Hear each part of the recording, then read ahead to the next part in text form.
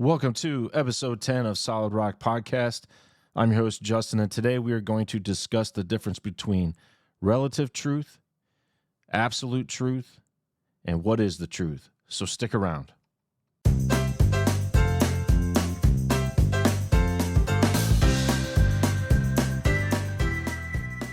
A common statement that we hear throughout the world today in our society is that may be true to you, but that's not true to me. We live in a day and hour in our world where truth is based off of a certain individual, a certain group of people, or what a certain party believes in. So let's simply break this down and talk about this for a couple minutes. Let's start off by reading the definitions of relative truth versus absolute truth. And before I read these, I just want to let you know I had to look these up. These are not my own words. These are simply the definitions, and I want you to pay close attention to them. Relative truth states, it's characterized by its conditional, subjective, and ever-changing nature. Absolute truth states, which remains consistent, universal, and eternal. And in a world where perspectives differ and opinions clash, the nature of truth becomes a central concern. What is the truth, and does it vary from person to person and evolve over time? Or does it have a constant nature that goes beyond our personal experiences? So is truth relative or absolute? Let's take 1 + 1 for an example. We know from an early age that the answer is 2. It doesn't matter what religion you are or what race you are, what political party you're with. The answer is 2 and will always be 2.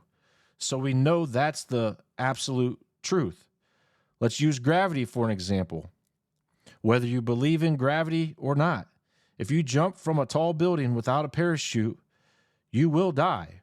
Gravity doesn't care about your feelings or what religion you are, what race you are, or what political preference you have.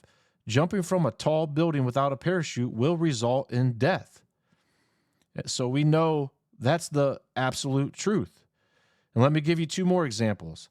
Malachi 3:6, for I am the Lord, I change not. Therefore, ye sons of Jacob are not consumed. Again, that is the absolute truth. Hebrews 13:8, Jesus Christ, the same yesterday, today, and forever. I just read the definition to you, so we know that's the absolute truth. The Bible offers profound wisdom into the nature of truth. In John 17:17, Jesus prays, sanctify them through thy truth. Thy word is truth. These words imply a truth that is not subject to personal biases or changing circumstances.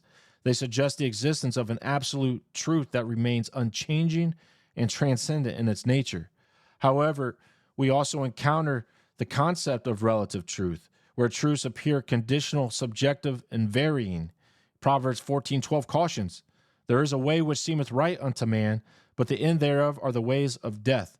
This verse acknowledges that our subjective perception can lead us astray. It suggests that individual perspectives alone cannot define what is ultimately true. Isaiah 55 verses 8 and 9 states, for my thoughts are not your thoughts, neither are your ways my ways, saith the Lord.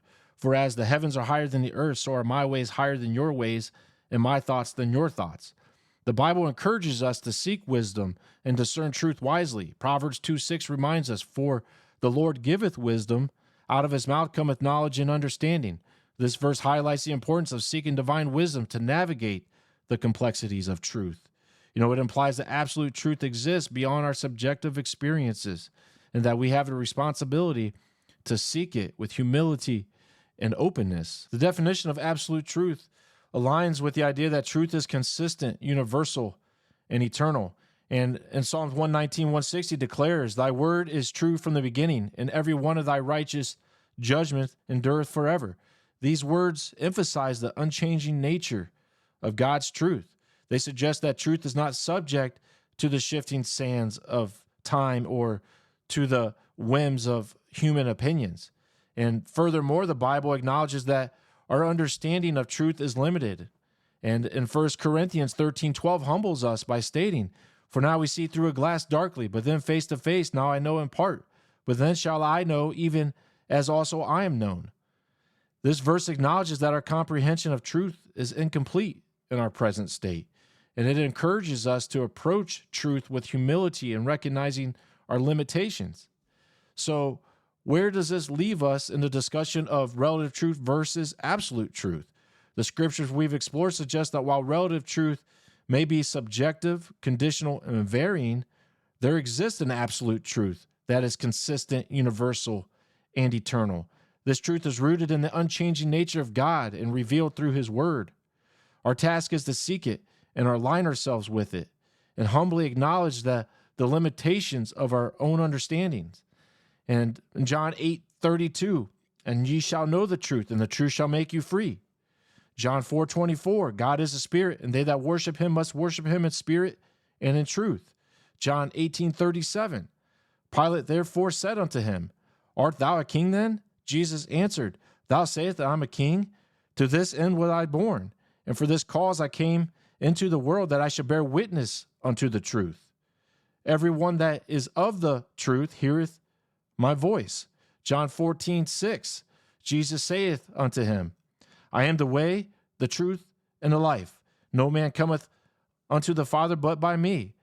And that is the absolute truth, my friend.